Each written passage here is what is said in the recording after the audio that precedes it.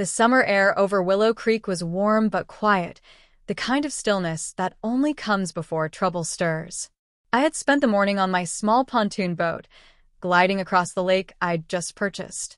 The water shimmered like molten glass, reflecting the tall pines lining the shore, and for a few blissful moments, it felt like my own private paradise. That peace, however, was about to be shattered by a familiar name, Karen. Karen, HOA Karen Thompson, had made a hobby of inserting herself into everyone else's business in the neighborhood. She had the uncanny ability to find rules, real or imagined, and wield them like weapons. The thing is, Karen wasn't just any busybody. She was the kind of person who called the cops over a lawn gnome out of place or a mailbox not perfectly aligned with HOA specifications. And now, somehow, she had decided that my lake needed her oversight. It started with a knock on my cabin door at 10 a.m. sharp. I could hear her high heels tapping insistently on the wooden deck as she shouted through the screen. "I need to see the permits for your dock." "This is HOA property," she barked, her voice carrying that sharp, accusing tone she perfected over years of small, self-appointed enforcement actions. I leaned against the door frame, arms crossed, trying not to laugh. "Karen," I said calmly, "this lake, this land, it's all mine. You don't have any HOA authority here." Her face flushed like a ripe tomato, and I could tell she was seething. "You can't just. You have to follow the HOA rules. I'm calling the police if you don't comply immediately." And with that, she stormed back to her car, muttering under her breath. True to her word, or rather, her predictable dramatics, I could hear the sirens winding down the road not 20 minutes later.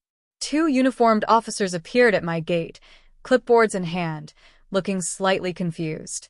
"Good morning, officers," I said, stepping out onto my porch. "I hear there's been a complaint." "Yes, sir." HOA representative called about unauthorized access to the lake, one of them said, scanning a note on his clipboard. "Apparently, there's some dispute about property ownership?" I smiled politely. "Funny you should mention that. You see, Karen has been under the impression that she, or the HOA, controls this lake. The truth is, I recently purchased this entire property, including the lake and the surrounding land. I actually own her entire block, in fact." The officers exchanged a look of disbelief.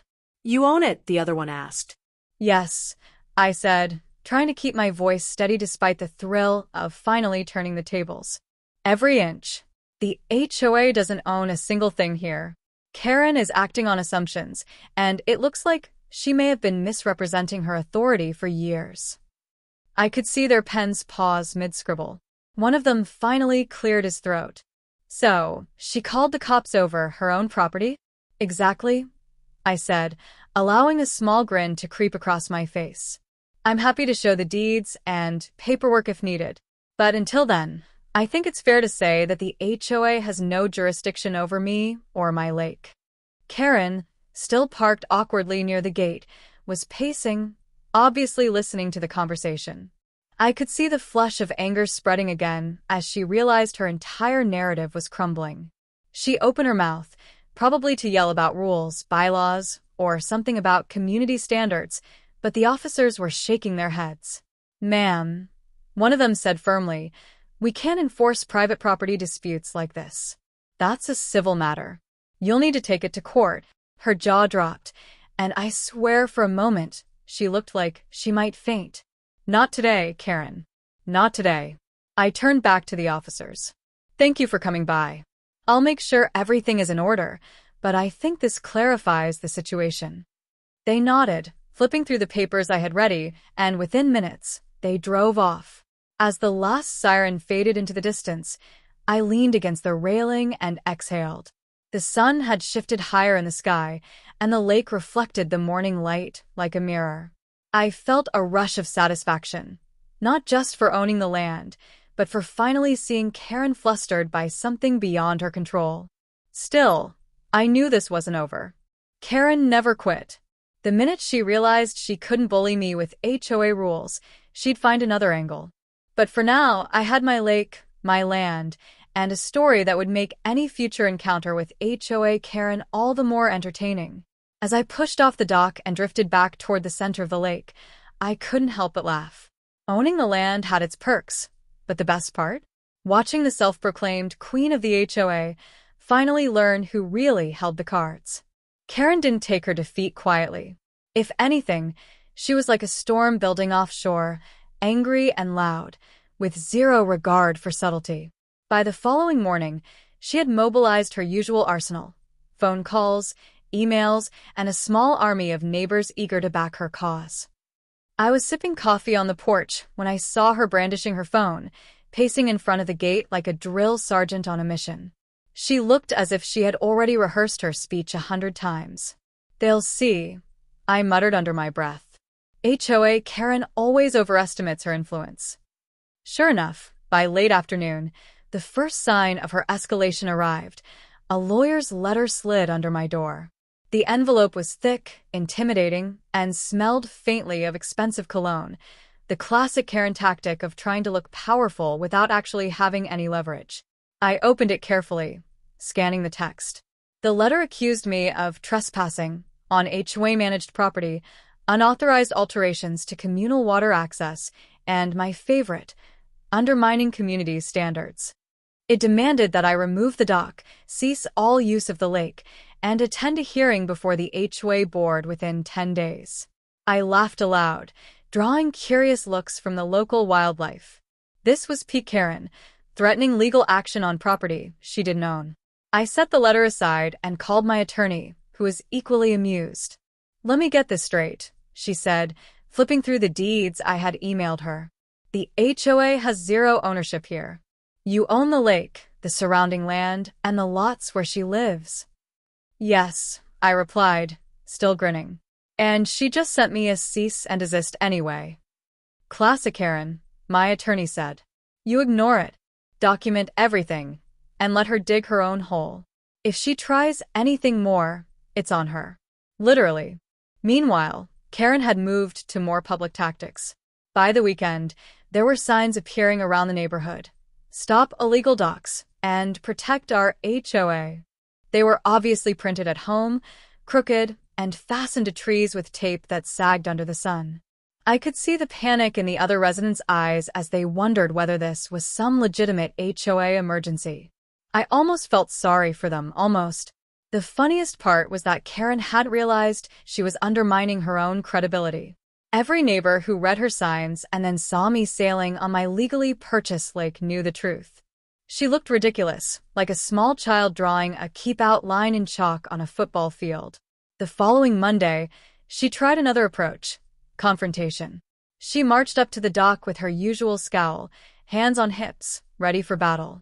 This time, she wasn't alone. A few neighbors followed, whispering and nodding, probably expecting me to back down. I stood at the edge of the dock, arms crossed, smiling faintly.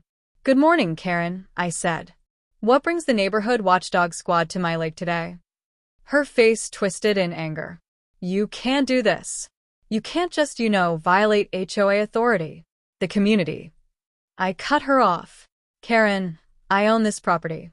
The HOA has zero jurisdiction. The community doesn't own the lake. Your rules don't apply. Now, please leave before this turns into a trespassing issue on your end." She opened her mouth, probably to insist again, but a familiar voice stopped her. One of her own neighbors, chuckling. "Karen, didn't we see your lawyer's letter? Don't you think you should read the deeds first?" I could see the realization hitting her, like a bucket of cold water. The crowd she had rallied suddenly shifted uncomfortably, looking between her and me. No one wanted to side with someone blatantly in the wrong. That didn't stop her entirely. Later that week, she tried the final card she usually relied on: intimidation. I found her lurking near the gate at dusk, waving her phone around as if she had backup on speed dial. I simply waved back from the dock, letting the setting sun glint off the water in my favor. Her fury was visible from a mile away, but I had the luxury of calm. For once, Karen wasn't in control. She was trying to manufacture power that didn't exist, and I was watching her unravel piece by piece. It was almost poetic. Almost. By the end of the week, the neighborhood had started to turn on her. People were quietly thanking me for standing my ground, and a few even started leaving little notes on her door. Maybe read the deeds next time, or stop harassing your neighbors. Her army of supporters was shrinking by the day. I leaned back on my porch, listening to the gentle lapping of water against the dock. The lake was calm again, my property untouched, and Karen's chaos had only made my victory sweeter. Still, I knew she wasn't done. The next phase would likely be more desperate, more creative, and definitely more absurd. For now, though, I had won this round.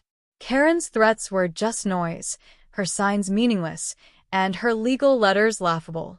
The lake belonged to me, and no amount of HOA drama could change that. And as I watched the sun dip below the trees, painting the water gold, I allowed myself a small, private thought. Karen may have thought she could control the neighborhood, but in reality, she was just another character in my story, one I got to write the ending for. By the time Wednesday rolled around, Karen had shifted tactics.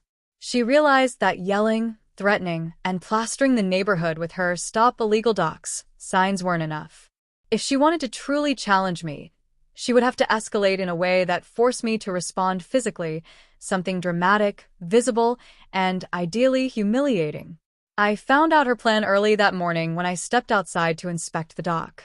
There, planted at the edge of my property, was a stack of orange traffic cones and flimsy ropes strung across the narrow entry path to the lake.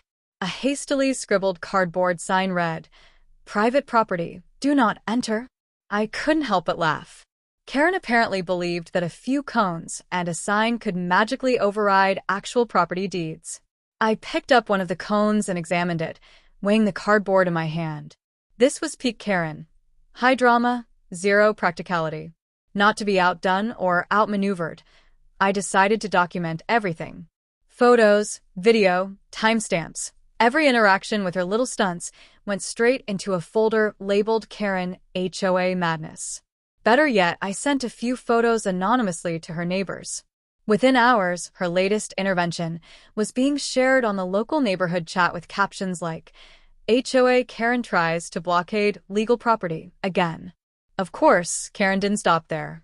By mid-afternoon, she had recruited her youngest tactic yet, intimidation via pets. A group of her overly enthusiastic dogs was unleashed near the dock, barking nonstop and running in circles. She stood behind them, hands on her hips, shouting, "They won't let you through." I walked calmly down the dock, whistling, as the dogs circled. One jumped, snapping at the rope. I held up my hand, and they froze mid-leap, confused. I swear, even the most loyal of her hounds seemed to sense the absurdity of the moment. Karen's face was turning redder by the second, and she waved her arms dramatically like a conductor trying to lead an orchestra of chaos. "Karen," I called over the barking, "I think you're misunderstanding the situation. This is my property. You, your dogs, and your cones have no authority here. The lake is open to me, and me alone." She opened her mouth, clearly ready to argue, but the barking dogs had already distracted her audience, two of her neighbors who had wandered over to witness the commotion. One whispered under her breath, "She's really losing it this time." The other nodded, visibly trying not to laugh. By that evening, Karen's escalation had caught the attention of more than just the neighbors. A local news reporter, tipped off by a photo circulating online, arrived to cover the HOA versus lake owners standoff. He approached me with a camera crew, a microphone, and a notepad. "So, you're the owner of the lake?" he asked, a bit incredulously. "Yes," I said, gesturing toward the water stretching lazily under the sunset. "I purchased it outright. HOA Karen has tried multiple times to enforce rules that don't apply to me, and today she attempted to block my access physically." The reporter nodded, scribbling furiously. "And how did you handle it?" I smiled. "Calmly. Legally. And with a little humor, apparently." I waved toward Karen, who was stomping near the back gate, muttering about illegal media intrusion. By the time the segment aired the next morning, Karen had officially become a minor local celebrity, but not in a good way. Comments poured in on the station's website. HOA Karen really thinks cones and a sign can stop legal property ownership, and love how calm the actual owner is. Classic Karen meltdown. Even her neighbors, who had previously tolerated her overzealous enforcement antics, started stepping back. The woman who had once joined her for weekly HOA meetings now asked politely if she could keep her dogs on her own property. Her army of supporters was dissolving faster than I could have hoped. Still, I wasn't naive. Karen was relentless, and I knew that eventually she'd try something even more desperate, probably something absurdly dramatic that she thought would force me to surrender. But I had learned something valuable over the past week. When dealing with Karen, staying calm, documenting everything, and using humor to undermine her theatrics was more effective than anger, threats, or even legal warnings. That night, I sat on the dock, watching the water ripple gently in the moonlight. The lake was calm again, reflecting the stars, and I felt a strange sense of satisfaction.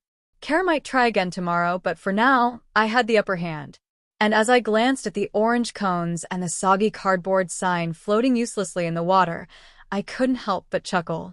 Karen had tried to blockade reality with props. It hadn't worked. Not even close. Tomorrow, I thought she might escalate further. But tonight, at least, the lake was mine, and watching Karen unravel was proving far more entertaining than I ever could have imagined. By the start of the following week, Karen had clearly shifted into desperation mode. Her antics, cones, signs, barking dogs, had failed spectacularly, and now she was attempting something she thought might have more teeth: legal sabotage. I noticed it first when an envelope arrived in the mailbox, this one bearing the official seal of the county clerk. Inside was a notice of intent to file a restraining order against the property owner regarding waterway access. The language was thick with legal jargon, though the gist was clear. She was trying to get a judge to force me to limit my own access to the lake. I almost laughed out loud. Karen was literally trying to convince a court to restrain the legal owner of her own property. I read the document carefully, highlighting the points that were outright false, and sent everything immediately to my attorney. Her strategy, I realized, was predictable: intimidate me with the idea of court, while hoping I'd overreact. I spent the next morning calmly preparing a response, which included notarized copies of all the deeds, a timeline of Karen's previous interventions, and photos of her ridiculous attempts to block the dock. I even included pictures of the floating cardboard sign and the orange cones that had become infamous in the neighborhood. My attorney laughed when he saw them. "This is going to be a fun one," he said. But while Karen focused on paperwork, she underestimated the neighborhood optics. Local chatter had already turned against her. The Karen versus lake owner story had become a talking point at the grocery store, the gas station, and even the coffee shop. Most residents quietly supported me, and several had even offered witness statements about her antics. It was becoming increasingly clear that her credibility was slipping. Still, she persisted. Later that week, she attempted what she probably considered her masterstroke: a neighborhood petition to reclaim communal rights to the lake. Copies of the petition appeared taped to every mailbox within a 2-mile radius. Each one demanded that I cease all unauthorized use of the lake and submit to HOA oversight. I smiled as I walked past them, carefully leaving them untouched. Instead of reacting angrily, I photographed each petition and logged it. My attorney suggested I maintain this level of documentation. Every effort she made would only reinforce my case should she try anything further. By Thursday, I received a call from one of her neighbors, practically whispering in my ear, "You know, Karen is losing it. People are starting to realize she's acting on her own. They're talking about taking her to mediation for harassment." This was the moment I had been waiting for. Karen's own hubris was turning against her. I replied calmly, "Thanks for the heads up. I'm keeping everything above board. Let's just see how this unfolds." True to form, Karen wasn't done yet. That evening, I saw her pacing near the dock again, this time flanked by a local reporter she had convinced to interview her. She waved a stack of papers dramatically, claiming the lake was illegally fenced off and that her HOA had a right to intervene. The reporter looked confused as I walked up, waving a hand politely. "Karen, I said with a calm smile. All of this land and the lake belong to me. You are free to review the deeds at any time. Anything else is your interpretation, not the law. Her face turned an alarming shade of red. You can't just own it like that. The community. The community, I interrupted, doesn't own this lake. I do. And I've documented every interaction with you. Any further harassment will be part of the record. The reporter scribbled notes furiously, probably sensing a story much more interesting than Karen's attempt at authority. Karen tried to argue further, but it was clear the journalist was leaning toward my side. The evidence, after all, was indisputable. By the weekend, her legal maneuvering had reached a dead end. The restraining order request was denied for lack of merit, the petitions were ignored, and her neighbors were increasingly frustrated by her obsession. Karen's tactics had become so obvious that they had begun to backfire. I spent Saturday on the dock, sipping iced tea and watching the water sparkle under the midday sun. The lake was calm again, my property fully in my control. Karen's schemes had not only failed, but they had also alienated her from the very people she tried to rally. And yet, I knew this wasn't over. Karen's pride and obsession with control were far too strong for her to quit entirely.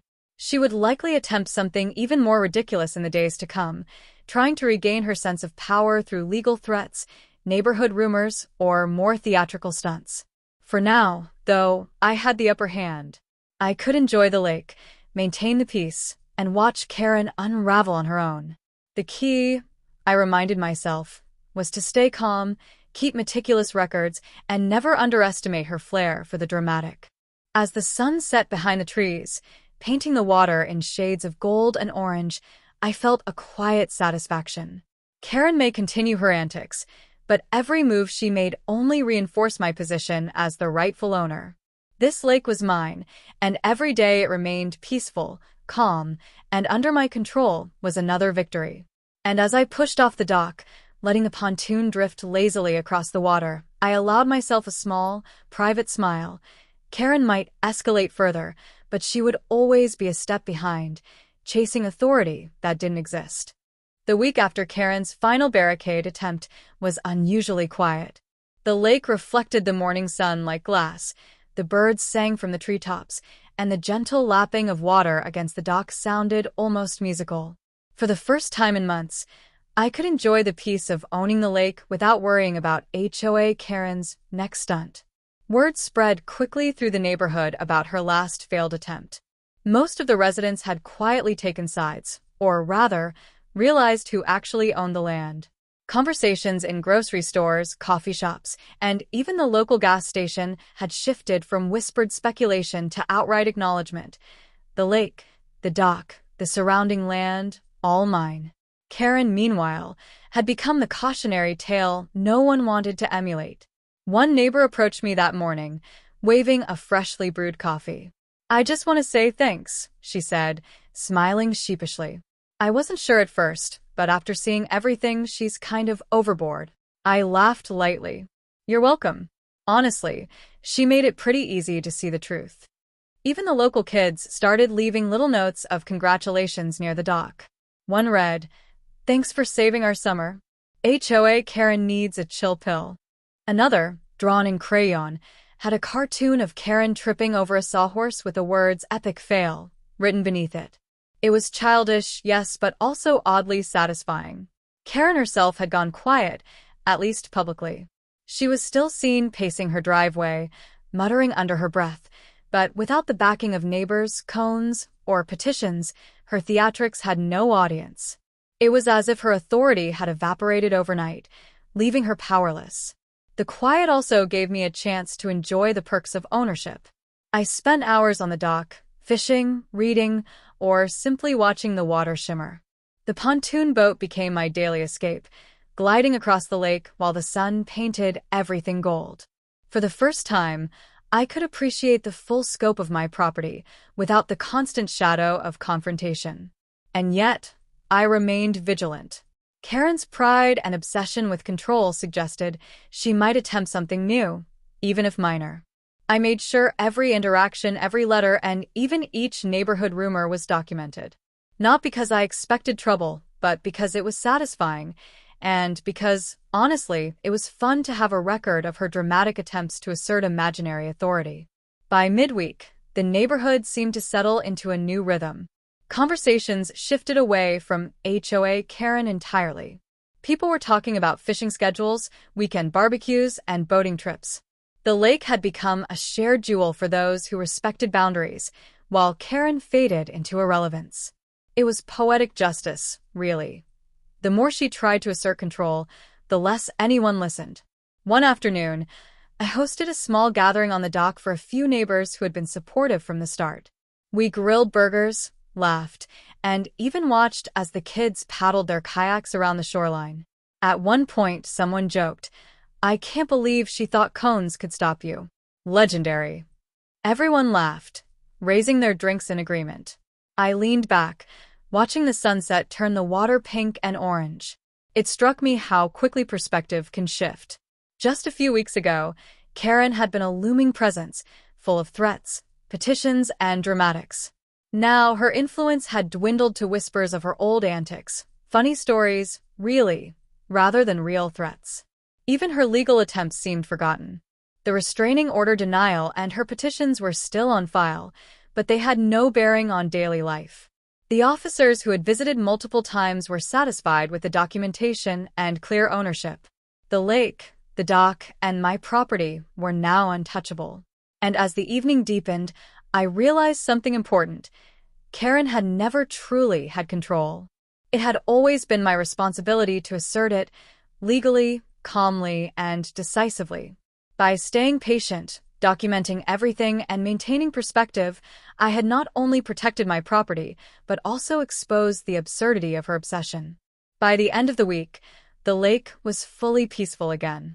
The pontoon boat floated lazily near the dock, fishing lines bobbed gently in the water, and the soft sounds of nature returned to their rightful place. Karen's name was barely mentioned, and if she tried to stir trouble again, she would find herself completely alone in her crusade. Sitting on the dock that evening, I let the quiet wash over me. The lake sparkled, the air was warm, and for the first time in months, I felt the complete satisfaction of victory.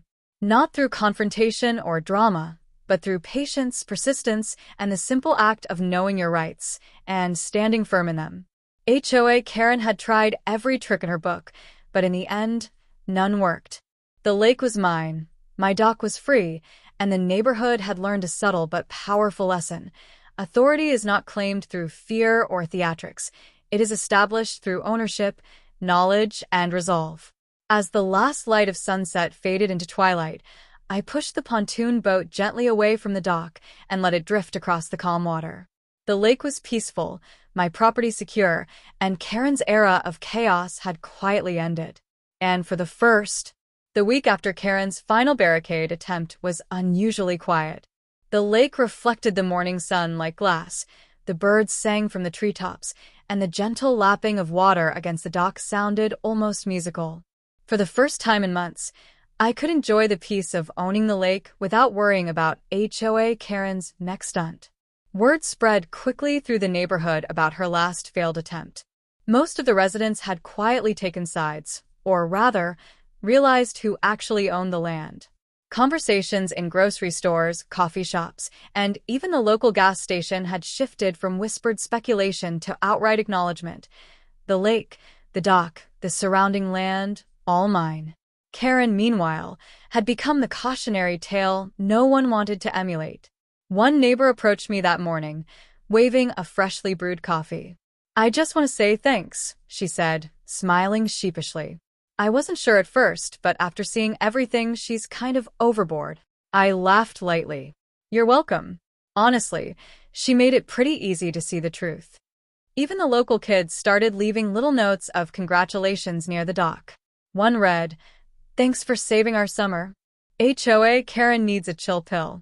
Another, drawn in crayon, had a cartoon of Karen tripping over a sawhorse with the words "epic fail" written beneath it. It was childish, yes, but also oddly satisfying. Karen herself had gone quiet, at least publicly.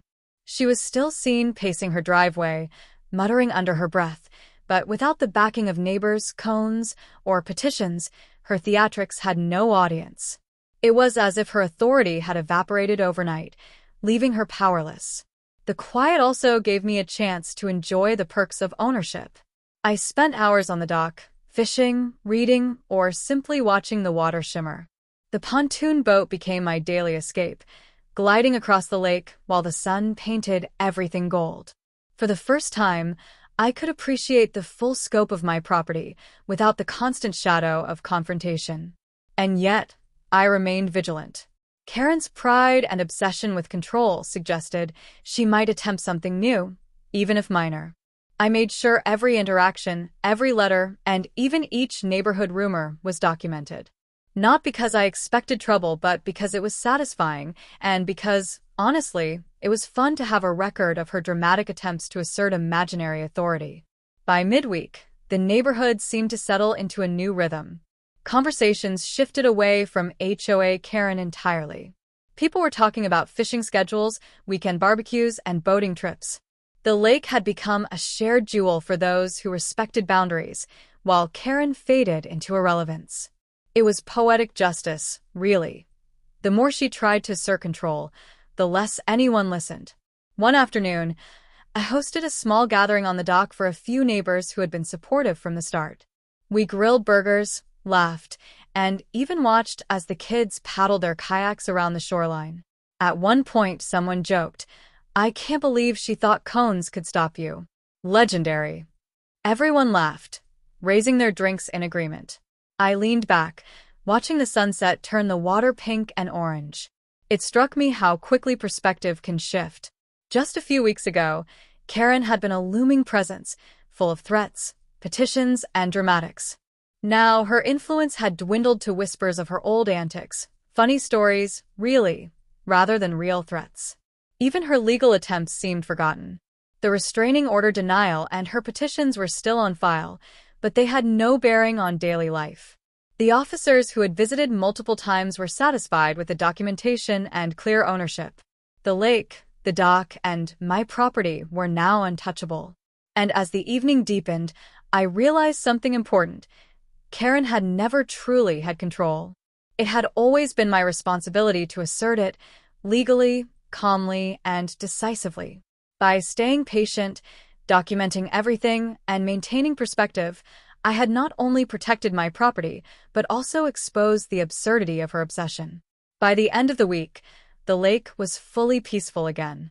The pontoon boat floated lazily near the dock, fishing lines bobbed gently in the water, and the soft sounds of nature returned to their rightful place. Karen's name was barely mentioned, and if she tried to stir trouble again, she would find herself completely alone in her crusade. Sitting on the dock that evening, I let the quiet wash over me. The lake sparkled, the air was warm, and for the first time in months, I felt the complete satisfaction of victory. Not through confrontation or drama, but through patience, persistence, and the simple act of knowing your rights and standing firm in them. HOA Karen had tried every trick in her book, but in the end, none worked. The lake was mine, my dock was free, and the neighborhood had learned a subtle but powerful lesson. Authority is not claimed through fear or theatrics. It is established through ownership, knowledge, and resolve. As the last light of sunset faded into twilight, I pushed the pontoon boat gently away from the dock and let it drift across the calm water. The lake was peaceful, my property secure, and Karen's era of chaos had quietly ended. And for the first time in what felt like forever, I could simply enjoy the quiet and the satisfaction of a well-earned victory. The weeks after Karen's final attempt to interfere with my lake were blissfully quiet. The chaos, the cones, the barking dogs, and even the legal threats had faded into memory. The neighborhood, once tense and divided, had found its rhythm again. And I finally had the chance to enjoy my property fully, without fear of HOA Karen showing up uninvited. It was a late afternoon when I noticed the first real sign of normalcy returning. Families were arriving with picnic baskets and kayaks, children laughing as they paddled around the shoreline, and neighbors casually waving from the docks. The air was filled with the soft hum of conversations and the occasional splash of a canoe paddle. Watching all of it, I felt a rare sense of accomplishment. The lake wasn't just mine. It had become a place of community, on my terms, of course. Karen, predictably, had vanished from public view. I heard rumors that she had retreated to her home, muttering to anyone who would listen about how unfair the world is and the injustice of lakes. Whether she had learned a lesson or simply realized she had no influence left didn't matter. The important thing was that her era of chaos had ended, and the lake was finally free of her theatrics. I spent the afternoon walking along the shoreline, reflecting on everything that had happened over the past few weeks. Confrontation after confrontation, legal letters, media coverage, barricades, petitions, it had all been exhausting. Yet, in the end, patience, documentation, and calm resolve had won the day. Every one of Karen's attempts to assert imaginary authority had backfired spectacularly, often in public view, and each failure had strengthened my position. As I walked past the dock, I noticed the small pile of sawhorses and discarded cones that Karen had abandoned. They were a humorous reminder of how far she had gone to try and claim control over something that was never hers. I picked up a cone, turned it over in my hands, and laughed quietly to myself. Only Karen would think that a cardboard cone could enforce rules against legal ownership. Later that evening, I gathered a few supportive neighbors for an informal barbecue. As the sun dipped below the treeline, painting the lake in shades of gold and pink, we shared stories and jokes about the past month. "Remember the barricade?" one neighbor chuckled. "Epic fail. Classic Karen." Everyone laughed, raising their drinks to the absurdity of it all. I realized that one of the unexpected perks of this ordeal was the way it had united certain neighbors. People who had been neutral or hesitant before were now quietly aligned, understanding the importance of respecting boundaries and property rights. Even more satisfying was knowing that the lake had become a symbol, not of conflict, but of fair ownership, patience, and persistence. Despite the calm, I remained vigilant. Karen had proven she could be creative in her attempts to meddle, and while she was currently silent, I knew it wouldn't hurt to keep thorough records, maintain clear signage, and continue documenting everything on my property. It was a small effort for peace of mind, and a way to ensure that any future antics would be even easier to handle. As night fell, the lake mirrored the stars above, calm and infinite. I sat on the dock, feeling the gentle sway of the pontoon beneath my feet. The water reflected the moonlight in soft ripples, and the sound of the occasional frog or owl made the setting feel like a sanctuary. After everything, this lake had become more than a body of water. It was a personal triumph, a testament to persistence, and, strangely enough, a stage on which the absurdity of human ego had played out. Looking out across the lake, I thought about Karen one last time. Her obsession with control, her theatrics, and her repeated failures had all reinforced one essential truth. Authority isn't earned through fear, intimidation, or dramatics. True authority comes from knowledge, preparation, and the courage to stand firm when others try to push you around. I leaned back, letting the night breeze cool my face, and smiled. The lake was peaceful, my property secure, and my victory complete. Karen had tried everything: rules, petitions, legal threats, barricades, even public humiliation. But in the end, none of it mattered. As the stars shimmered above and the water reflected their light, I realized something important. Life after Karen wasn't just about having a lake to myself. It was about enjoying the freedom that comes from standing your ground, respecting your own boundaries, and maintaining patience in the face of absurdity. The lake would continue to be my sanctuary, a place of calm, community, and quiet victories. And as I pushed the pontoon gently away from the dock, letting it drift lazily across the water, I felt a deep sense of contentment. HOA Karen's reign of chaos was over, her antics had no effect, and the lake, my lake, was finally mine in every sense. It was peaceful, it was quiet, and for the first time, I could truly savor the calm, knowing that the only drama here would come from the ripples of the water, not from a self-proclaimed queen of an HOA with no authority. The lake belonged to me, and that was more than enough.